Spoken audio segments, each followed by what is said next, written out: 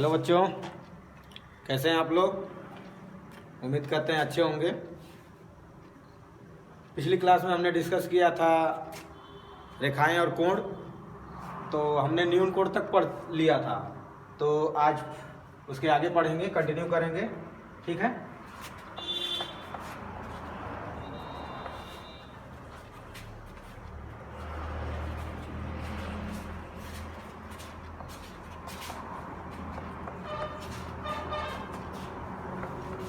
रेखाएं एवं कोण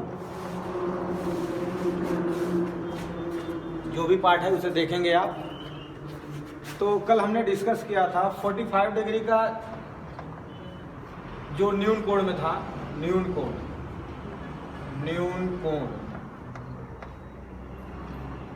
इसको हमने ड्रॉ करके बताया था कि न्यून कोण होता क्या है कि 0 से अधिक, परिभाषा कल हमने बताया था कि न्यून कोण में 0 अंश से अधिक और 90 अंश से कम हो उसे क्या कहते हैं, न्यून कोण कहते हैं, ठीक है। तो 45 अंश का हमने ड्रॉ करके बता दिया था रचना से। आज हम 60 अंश, 90 अंश,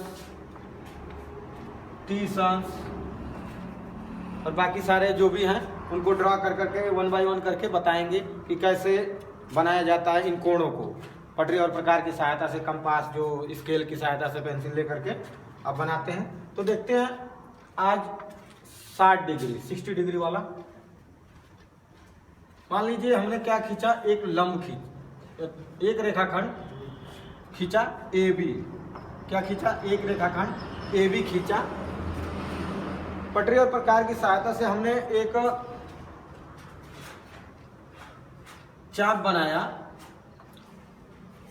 यहाँ पे उस चाप पे छोटी सी दूरी भर के, ठीक है।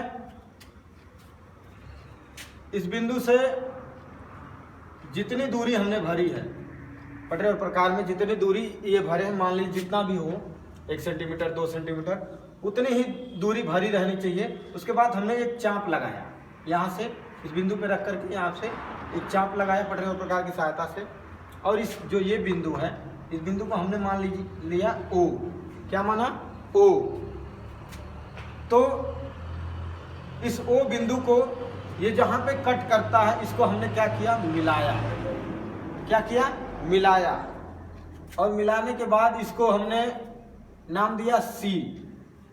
तो जो ये कोण बनता है यही कहलाता है 60 डिग्री कोण, ठीक है।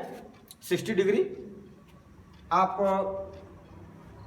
पटरी और प्रकार की सहायता से स्केल लेकर बनाएंगे तो एग्जैक्ट 60 डिग्री बनेगा। ऐसे ही यहाँ पे कुछ कम भी हो सकता है ज़्यादा भी हो, ये चीज़ ध्यान देंगे। तो करना क्या है आपको, एक रेखाखंड AB खींचा, उस पर एक चाप लगाया, अर्धवृत्त बनाया। जितना दूरी इसमें भरा है उतनी दूरी का यहाँ से एक चाप लगाया और इस बिंदु जो O माना है हमने उसको C से मिला दिया, ठीक है। C से मिलाने के बावजूद तुरंत हमें एक 60 डिग्री का कोण क्या हो गया, प्राप्त हो गया, ठीक है। ऐसे करके तो ये पहला हमारा रेडी हो गया। ये किसके अंतर्गत आएगा, न्यून कोण के अंतर्गत, ठीक है। अब दूसरा 90 अंश वाला देखते हैं। अगर आप चाहें तो इसका स्क्रीनशॉट ले सकते हैं।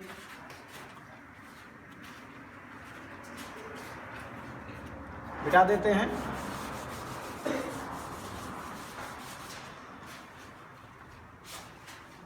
नब्बे अंश, अब 90 अंश बनाना है तो कल हमने बताया था एक समकोण का मान क्या होता है, 90 अंश। तो ये चीज ध्यान देंगे।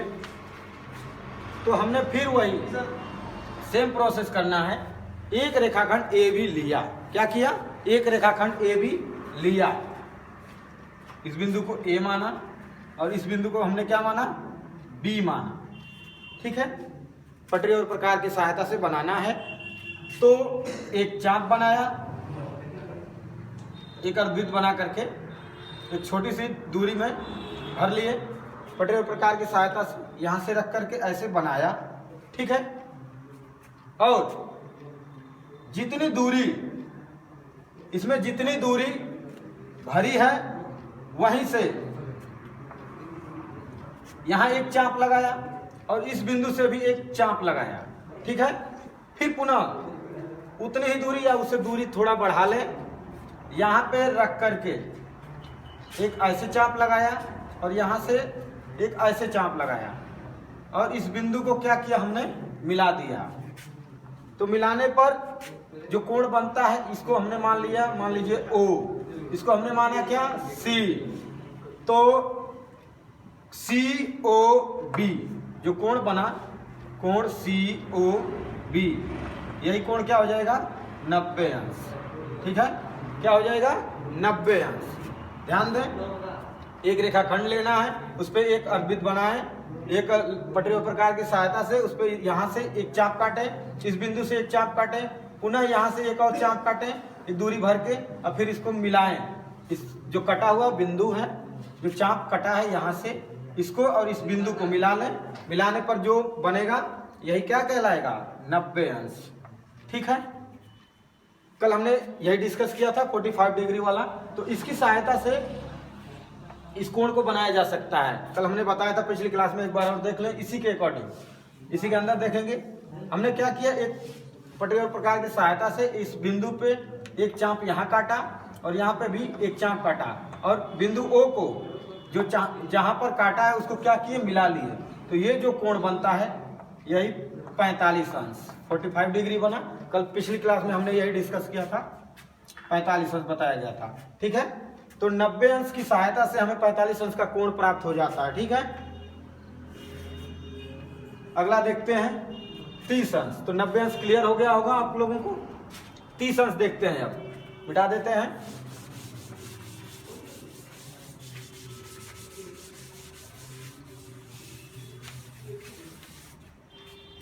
तीस अंश, तो फिर वही सेम प्रोसेस बार बार रिपीट करेंगे कि एक रेखाखंड क्या करेंगे, ए बी मान लें, PQ मान लें, MN, चाहे जो भी, चाहे कुछ भी मानना हो, अल्फाबेट मान सकते हैं।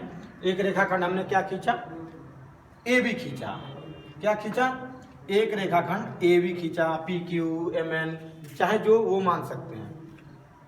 इस पे पटरीय प्रकार की सहायता से यहाँ केंद्र मान करके ऐसे एक चाप बनाया, फिर जितनी दूरी यहाँ पे भरी गई है पटरीय प्रकार में, यहाँ पे वही रख करके सेम एक चाप लगाया और इस बिंदु का नाम मान लीजिए पुनः O रखते हैं और इस बिंदु को जहाँ चाप काटा है उस बिंदु से मिला दें।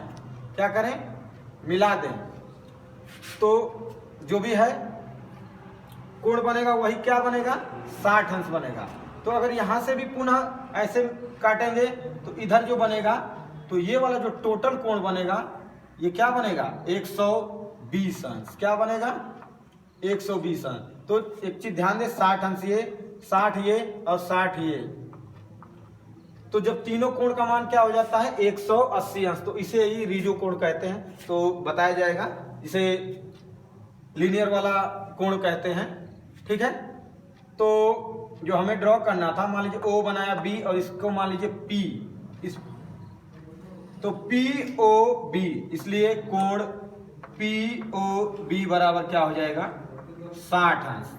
आप अगर 120 का ड्रॉ करना हो तो इसी में आप 120 का भी ड्रॉ कर लीजिए। देखें कौन सा, मान लीजिए इसको, मान लीजिए हमने क्या माना, N, तो N O और B, N O B, इसका मान क्या हो जाएगा,